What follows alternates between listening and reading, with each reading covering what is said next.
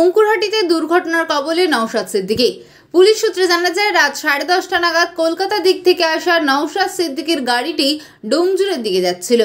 হঠাৎ অঙ্কুরহাটি চেকপোস্টের কাছ থেকে বাঁক নেবার সময় একটি লরির সাথে ধাক্কা লাগে গাড়ির। ঘটনাস্থলেই ক্ষতিগ্রস্ত হয় নওশাদ সিদ্দিকীর গাড়ি।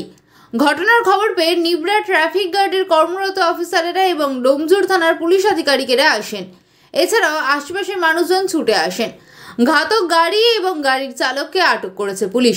যদিও এই ঘটনায় হতাহতের কোনো খবর নেই। পুরো বিষয়টি খতিয়ে দেখছে পুলিশ।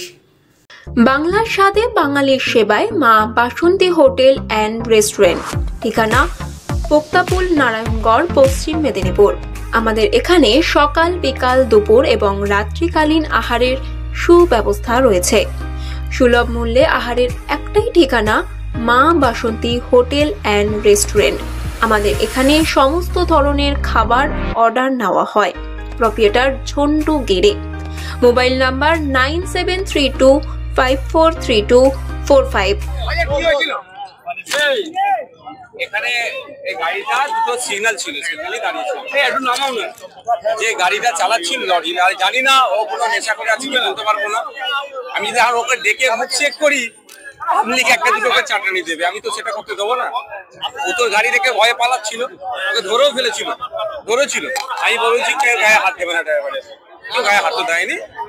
ও হচ্ছে বাঁদিকে গাড়ির টার্ন নিচ্ছে, বাঁদিকে কি আছে না আছে দেখবে না। আমার তো 4 চাকা ছিল, এখানে যে 2 চাকা থাকতো এতক্ষণ স্পট ডেট হয়ে যেত মানুষ। তো এবার হচ্ছে গাড়ি অ্যাক্সিডেন্ট করেছে,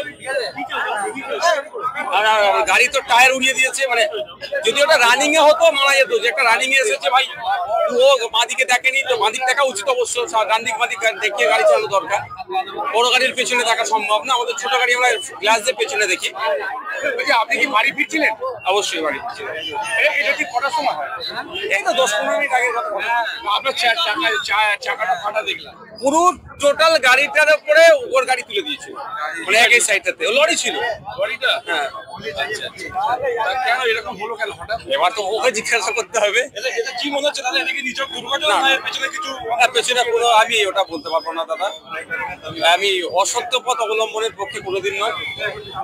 ওর উচিত ছিল গাড়িটা যখন দাঁড়িয়ে আছে বাঁদিকে নিয়ে টান নেবে, ওর উচিত ছিল বাঁদিকে একটু দেখা, বাঁদিকে দেখে একটু গাড়িটা চালানো। কিন্তু দুর্ভাগ্যের বিষয়, ও অত বড় গাড়ি চালাচ্ছে, বাঁদিকেও দেখেনি। আর সম্ভবত ও একাই চালাচ্ছে, কোনো হেল্পারও নেই গাড়িটাতে সম্ভবত। বড় ট্রাক ছিল, বড় ট্রাক, বড় লরি, ওর পাশে কোনো মানে হেল্পারও ছিল না। ফলে বাঁদিক দেখতে পাচ্ছেন, কিন্তু উচিত তোর বাঁদিক ডান দিক বাঁদিক দেখে চালানো। ডান দিক তো নিজে দেখে নেবে, বাঁদিকটা থেকে কে দেখবে? আমার জায়গায় যদি একটা বাইক থাকতো 4 চাকার জায়গায়, এতক্ষণ স্পট ডেট হয়ে যেত। কারণ ওর হুঁশ নাই, যখন উঠছে হরেন দেওয়া হচ্ছে, চিৎকার করা হচ্ছে, ওর কোনো ট্রাফিক পুলিশের কি ভূমিকা ছিল? তো আমি পুলিশকে এটা দোষ কিভাবে দেবো? সিগনালে তো এটা হচ্ছে। ঠিক আছে, তবে একটা কথা আমি বলবো, এখানে প্রায় দুর্ঘটনা ঘটে, প্রায় মারা যায় মানুষ, বাইক থেকে শুরু করে সবাই। এত জায়গায় আন্ডারপাস হয়েছে, এখানে একটা আন্ডারপাসের দরকার। আমি তাকে দেখে জিজ্ঞাসা করিনি, ডোমজুর থানার আইসি স্যারের সাথে কথা হলো মাত্র। আমি বললাম অন্তত ওকে আগে চেক করুন, ও আপনার মদ্যপান করে আছে নাকি। যদি মদ্যপান করে চালাই, যে খারাপ দিয়ে যায় সেটা দেবে না। আর কি বলবো বলছি, আমি কি ওর কাছ থেকে আমি ক্ষতিপূরণ চাইবো? গরিব মানুষও কিভাবে দেবে? আমার কাছে ক্ষতিপূরণ চাওয়ার আমি পক্ষপাতী নয়, চাইবো না। ঠিক আছে দাদা, একটা গরিব মানুষও বলছি, ওকে তো বুঝে শুনে গাড়ি চালানো দরকার। র্যালি হচ্ছিল, ভাঙচুর হয়েছে গাড়ি, কি বলবেন? কোনো আন্দোলনই হিংসার রূপ যদি নেয়, সেই আন্দোলনের আমি সমর্থন করবো না। যারা হিংসার রূপ দিচ্ছে তাদেরকে চিহ্নিত করে প্রশাসন মানে শাস্তির ব্যবস্থা করে।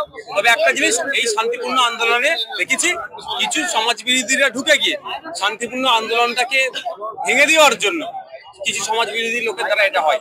দেখবেন যারা র্যালি বার করেছে তারা কিছু করে না, ওর মধ্যে ঢুকে গিয়ে অন্যজনরা দেখবেন এই ভাঙচুর চালায়। এটাও লক্ষ্য রাখতে হবে আমাদের। ঠিক আছে।